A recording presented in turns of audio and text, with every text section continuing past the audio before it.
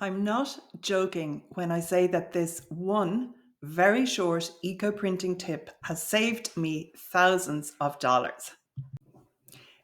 It's of particular importance to those of us who eco print in the dirty pot because we are submerging our bundles rather than steaming them.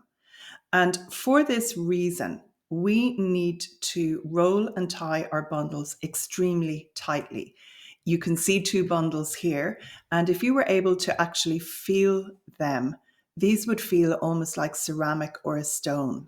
So I have rolled them really tightly and then I have tied them really tightly. When you have processed your bundles and you are about to cut the string, this is where this tip is worth its weight in gold. What you actually need to do is pull the string really, really tightly.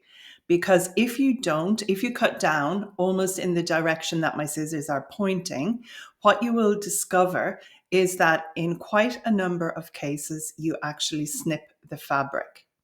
Now, this particular eco bundle doesn't look very dark, but many of mine are absolutely black when I'm going to open them.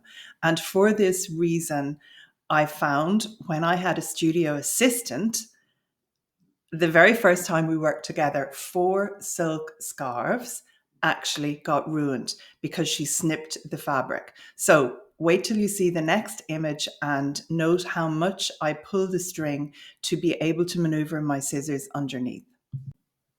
And here it is. It's as simple as this. Pull the string so tightly that you can get the tips of your scissors underneath easily, and be very careful that they are not in contact with any part of your fabric when you go to actually use them. Now, the scissors here, in my case, they're a large scissors, but they're very sharp. But I usually more often have a smaller Fiskars scissors that I can use in my right or my left hand.